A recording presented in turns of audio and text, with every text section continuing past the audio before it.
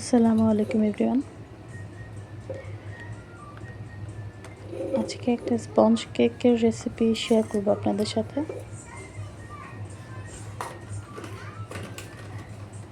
তো প্রথমে 4টা ডিম নিয়ে নিলাম। এখানে ডিমগুলো আমি প্রথমে কুসুমগুলো আলাদা করে নেব এবং সাদা অংশগুলো আলাদা করে নেব।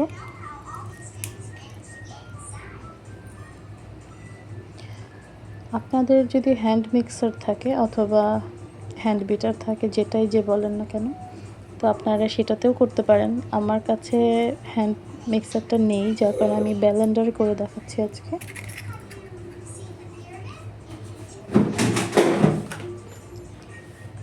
তো এই তো একে একে সব ডিমগুলো আমি এভাবে ক্র্যাক করে কুসুমগুলো আলাদা করে নেব এবং সাদা অংশগুলো আলাদা করে নেব।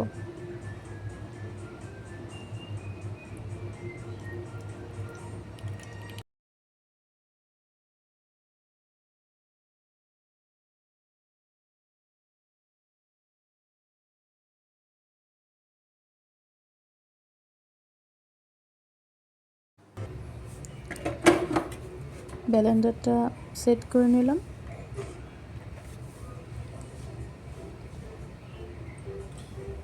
এখন এটাকে হালকা ক্লাউডি একটা ভাব আসবে, এরকম সময় পর্যন্ত এটাকে আমি ব্লেন্ড করব।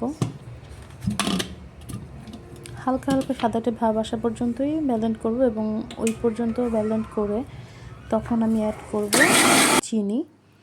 আর হ্যাঁ, বলে রাখি, এখানে আমি আজকে পুরো মেজারমেন্টটা সেট করেছি একটা চায়ের কাপ দিয়ে। তো আপনারা সবাই একটা চায়ের কাপ দিয়ে মেজারমেন্ট করেই চিনি, আটা অথবা ময়দা, তেল, যেটাই বলেন না কেন, যে যে উপকরণগুলো ইনগ্রেডিয়েন্টসগুলো দরকার সেগুলো আমরা অ্যাড করতে পারবো। তো এই তো এখানে ডিমের সাদা অংশটাকে ব্লেন্ড করতে দিলাম। এখানে কিছুক্ষণ বিট করার পরে যখন এটা মোটামুটি একটা সাদা সাদা টেক্সচারে চলে আসবে, তখন আমি এখানে চিনি অ্যাড করব এবং চিনিটা আমি একবারে দিব না, ভেঙে ভেঙে দিব, 3বারে দেব। এই চায়ের কাপটা দিয়েই আমি আজকে সব উপকরণগুলো মেপে নিয়েছি। এই যে চিনি এখানে আছে, আমি 4টা ডিমের জন্য এখানে টোটাল 2 কাপের একটু কম নিয়েছি চিনি। আপনারা আপনাদের স্বাদ মতো অ্যাড করে নেবেন। এটাকে আমি 3বারে মেশাবো।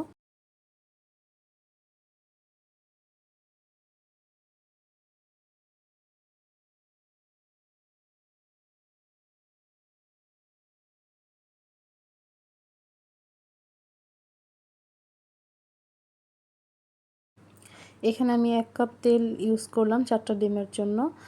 আর হচ্ছে আমি এখানে 1 কাপ দুধ ইউজ করেছি এবং হচ্ছে ভ্যানিলা এসেন্স হিসেবে আমি এখানে স্ট্রবেরি এসেন্সটা ইউজ করেছি। তো ওটা আর কি, মানে আমি ক্লিপটা উঠাতে খেয়াল ছিল না।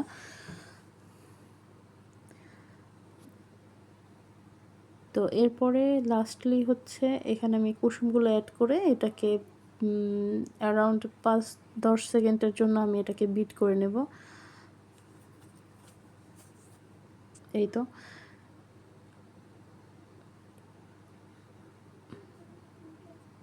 এখন আমি শুকনো উপকরণগুলো চেলে নেব। আপনারা শুকনো শুকনো উপকরণগুলো যদি আগে চেলে নেন, এটা সবচেয়ে বেশি বেটার হয়। আমি পরে করেছি। তো এখানে আমি ময়দা নিয়েছি।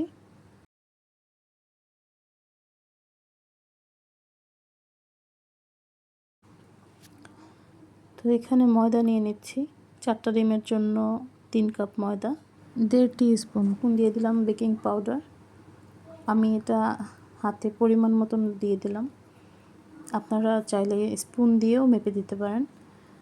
আরেকটা জিনিস খেয়াল রাখতে হবে, এখানে প্রতি কাপ ময়দা বা আটার জন্য 1/2 টিস্পুন বেকিং পাউডার দিতে হবে, তাহলে রেশিওটা ঠিক থাকে। স্বাদমতো লবণ দিয়ে দিয়েছি। এখন সব উপকরণগুলো আমি একসাথে চেলে নেব।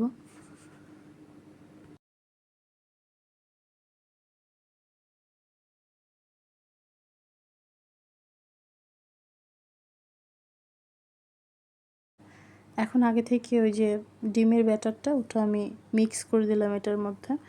এখন এটাকে সুন্দর একটা স্প্যাচুলা দিয়ে অথবা হাতের কাছে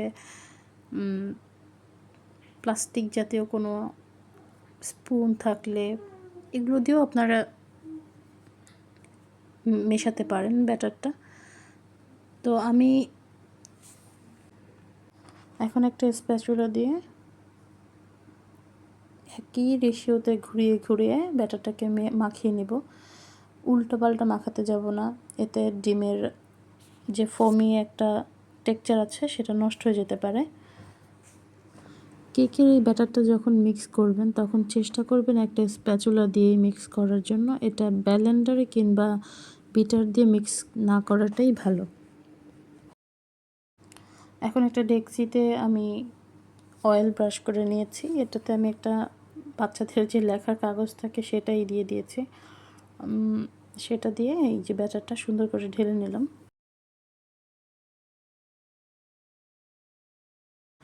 এখন 10 মিনিটের জন্য একটি হাঁড়ি নিয়ে চুলোতে ফ্রি হিট করে নেব।